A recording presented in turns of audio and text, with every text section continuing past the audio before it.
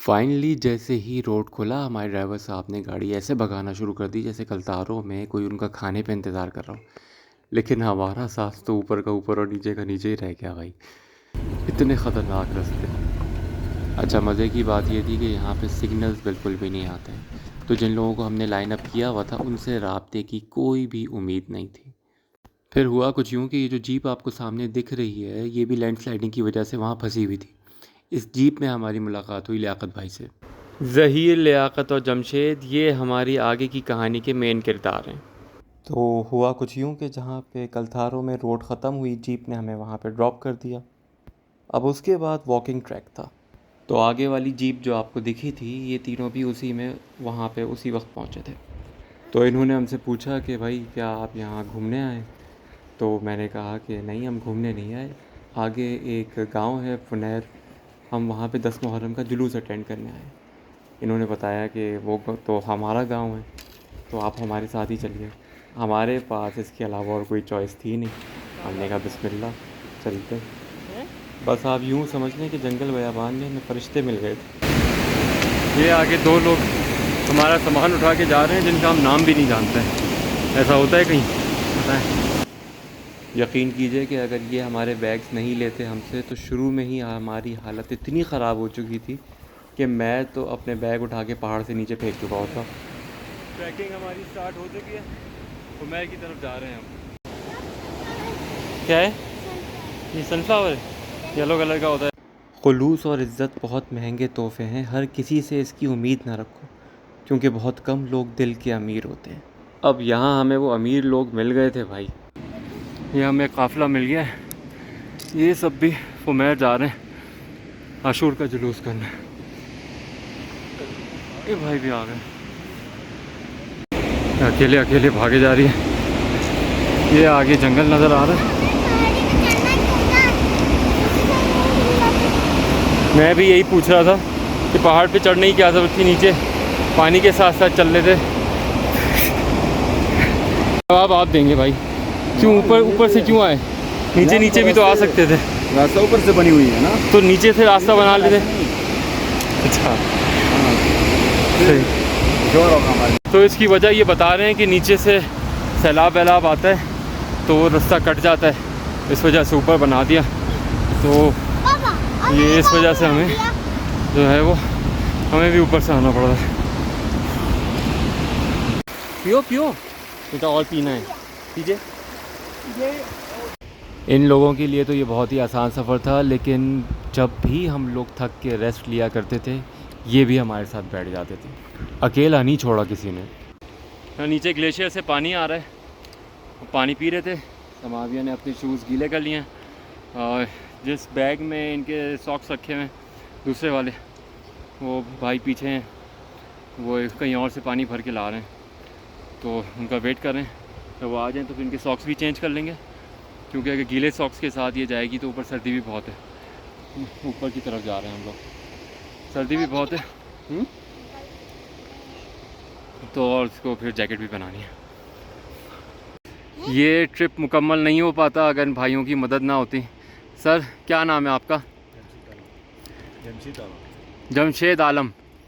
तो आप वहीं पे रहते हैं ऊपर की तरफ? में अज़ादारी के लिए जा रहे हैं। नीचे क्या करने आए थे? नीचे वो हम 10 मुहर्रम का सामान। अच्छा, 10 मुहर्रम के लिए सामान वगैरह जुलूस का लेने के लिए आए थे। तो कहाँ है वो सामान? सामान वो बदू में लेके गए आगे। सामान, अच्छा सामान वो खच्चरों पे पहुंचा दिया आगे। तो अब ये हमें भी बिल्कुल अपनी ज़िम्मेदारी की तरह लेके जा रहे हैं। अगर ये लोग नहीं होते तो हम ये ट्रिप पूरा नहीं कर पाते।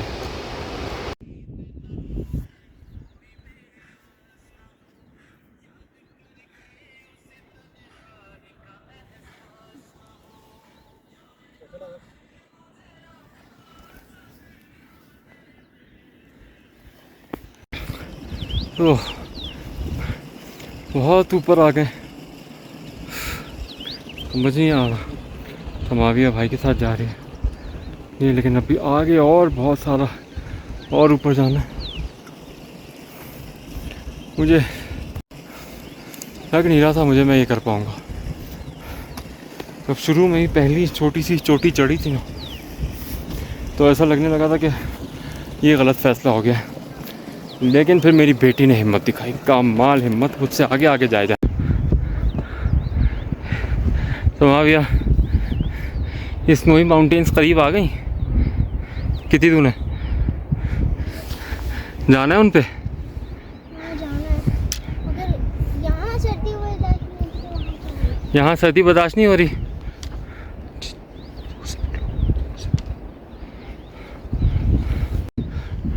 तो कह रही है यहाँ सर्दी बर्दाश्त नहीं हो रही, तो वहाँ क्या होगी? इंतहाई मुश्किल तरीन ट्रैक है ये।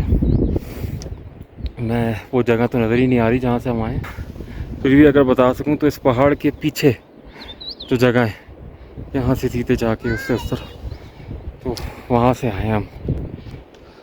आए कर रही है वो। क्या? नहीं, एक गोरा था ना अपना, वो मामू ने लाया था।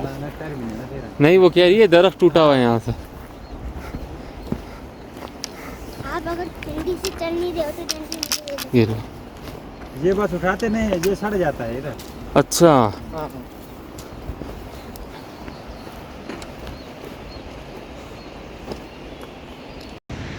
रात हो गई है लेकिन हम फमेर तक नहीं पहुँचे अभी तक। तो बीच में ज़हीर भाई का इधर घर आया है, तो अब यहाँ पे एक स्टॉप ले रहे हैं। स्टॉप तो हमने कोई 60-70 लिए हैं बीच में, लेकिन अब यहाँ एक प्रॉपर स्टॉप होगा।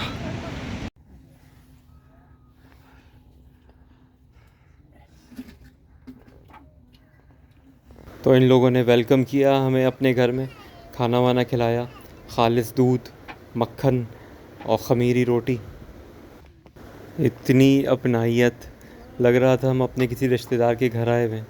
ज़हीर भाई की वालदा ने समाविया के पैर दबाने शुरू कर दिए, और उनकी बहनों ने, क्योंकि रात हो चुकी थी तो रास्ता फिर थोड़ा सा मुश्किल था, तो उनकी बहनों ने समाविया को अपने कंधे पे उठाया और आगे लेके जाना शुरू हो गए। ये तमाम लम्हात मैं कभी भुला नहीं सकूँगा, ये खिदमत मैं कभी भूल नहीं सकूँगा। ये 10 मुहर्रम की सुबह है, आज यहाँ पे एक बहुत बड़ा जुलूस होगा। यहाँ रात को मेरा टेंट लगा हुआ था, सर्दी बहुत ज़्यादा थी, लेकिन इंतज़ाम इतना अच्छा किया हुआ था इन लोगों ने कि सर्दी मुझे बिल्कुल लगी नहीं। टेंट के बिल्कुल ही बराबर में ये थे। अभी मैं बाहर निकला हूँ तो इन लोगों से मुलाकात हुई है। सो अच्छा, ये जो सारा पानी आ रहा है ग्लेशियर से पिघल के आ रहा है, वो ग्लेशियर है कहाँ? वो ग्लेशियर ये रहा, ये है वो गांव जहाँ हमने रात गुजारी।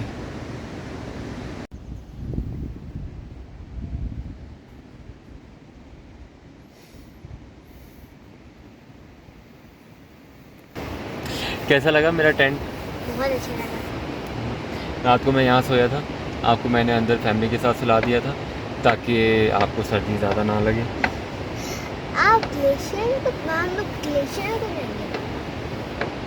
हाँ, मेरे अंदर तो ताकत नहीं है ऊपर और जाने की, मैं तो इतनी घर वापस ही पहुँच जाए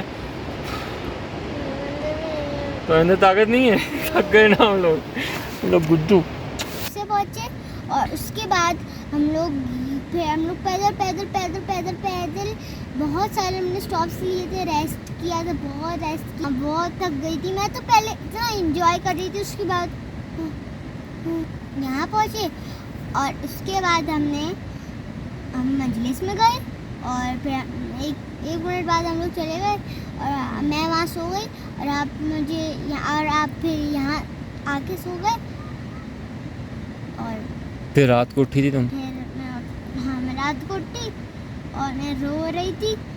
मैं रो नहीं रही थी, मैं सैड हो गई थी, बाबा चले गए मेरे बाबा। लेकिन बाबा समझा के गए थे ना तुम्हें? क्या समझा के गए थे? कि रोना मत, तो इसलिए मैं सैड हो गई। और फिर हम लोग वहाँ फिर हम लोग ना मस्जिद की, और फिर एक अंकल के घर आ गए, वो भी आपके दोस्त बन गए थे। और फिर उन्होंने तुम्हें क्या खिलाया? उन्होंने फिर मुझे मुझे चाय पिलाई और वो बहुत बोली थी कि मक्खन रोटी खा लो। मैंने नहीं खाई, मैंने बस सेकने वाला खाया। किस चीज़ का मक्खन था? उसका था क्या होती है, याक। याक याक का मक्खन खाया था जो किसी ने नहीं खाया। वाह। और अभी हम क्या कर रहे हैं? अभी हम टेंट हाउस में मजे कर रहे हैं।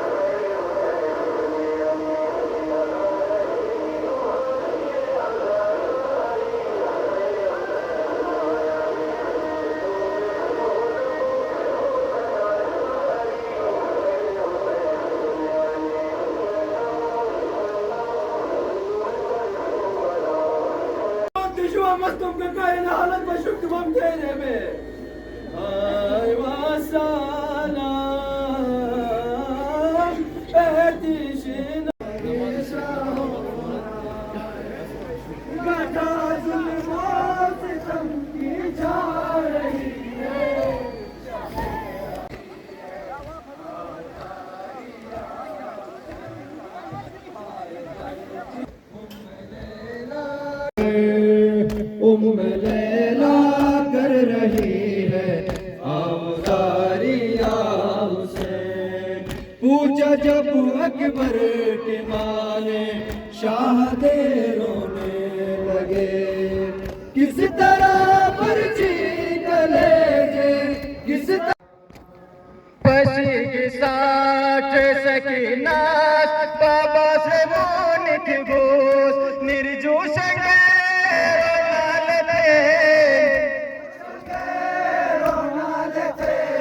बाबा अरमान मजा है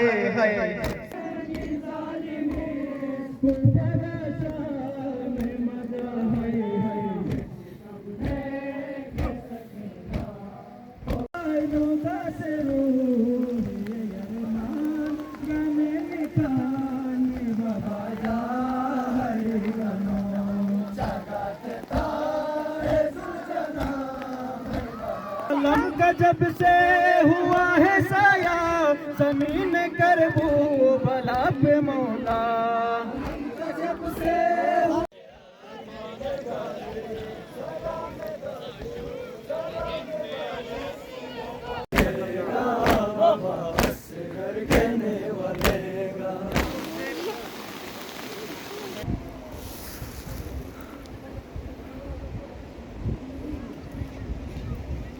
बच्ची मेरी बहुत ही बहादुर हो गई थी, यानी कि कहीं भी घूमने जा रही थी।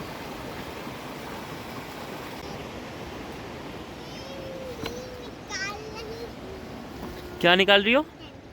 ओह, अच्छा। वैसे वहाँ के जानवरों को देखा जाए तो उनके कलर्स ही अलग हैं। 7 वाटरफॉल, 7 आबशार आप एक ही जगह देख सकते हैं।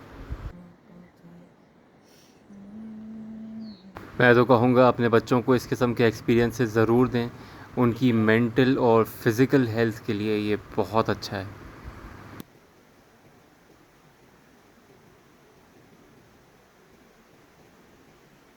समाविया की फिर फ्रेंडशिप भी हो गई थी, यानी बच्चे तो जहाँ भी हो बच्चे ही होते हैं। अच्छा, ये एक बहुत ही ख़ास जगह थी। ये इन्होंने अब शायद अपने नहाने के लिए कोई जगह बनाई हुई थी ज़रा गांव से थोड़ा सा हट के, और कहते हैं कि ये इनके बाप दादाओं ने बनाई हुई थी, तो अभी तक वैसे की वैसे कायम है।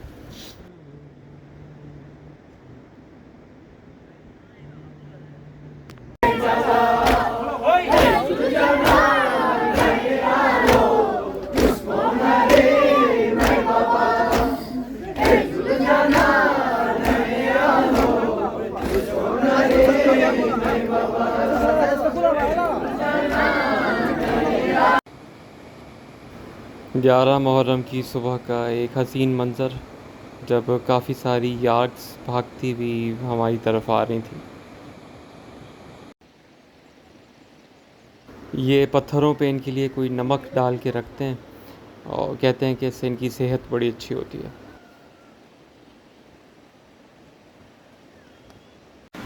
11 मुहर्रम की सुबह तकरीबन 8 बजे वापसी का सफ़र हमने अपना स्टार्ट कर दिया था। और आपको अंदाज़ा होगा ही कि नीचे उतरते हुए काफ़ी आसानी होती है। तो नीचे उतरते हुए मैं ये सोच रहा था कि इतने मुश्किल रास्तों पे हम आए कैसे थे। वो कौन सी हिम्मत थी, कौन सी ताकत थी जो हमें यहाँ तक ले आई थी।